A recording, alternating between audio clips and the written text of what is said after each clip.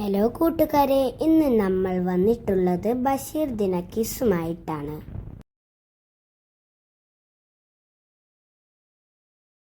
വൈക്കം മുഹമ്മദ് ബഷീറിന്റെ ജന്മദേശം ഏത്? ഉത്തരം കോട്ടയം ജില്ലയിലെ തലയോട്ടപ്പറമ്പ്. ബഷീർ ബാല്യകാല സഖി ആദ്യം എഴുതിയത് ഏത് ഭാഷയിലാണ്? ഉത്തരം ഇംഗ്ലീഷ്.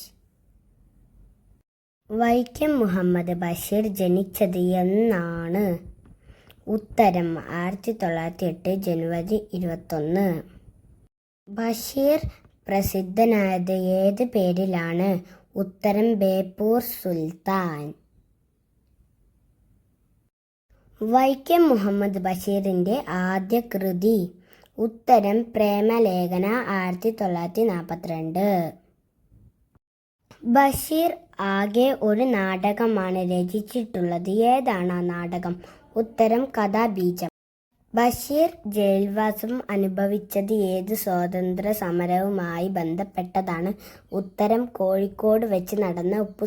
കഥാബീജത്തിന് അവതാരിക എഴുതിയത് ആര്? ഉത്തരം ജി ശങ്കരക്കുറുപ്പ്. ബഷീർ മരിച്ചതിനു ശേഷം പുറത്തെ.